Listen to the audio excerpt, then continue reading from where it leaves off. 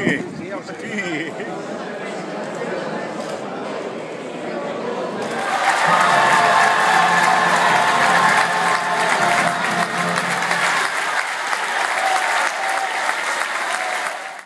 perdura allò que s'estima de debò. Si em permeteu fer un ús potser inadequat de les paraules, només perdura allò que s'estima i allò que s'estima és allò que es fa amb passió. Mai millor gent, en lloc de plorar, es va posar a treballar, es va reconstruir allò que estimava de dalt. Moltíssimes gràcies.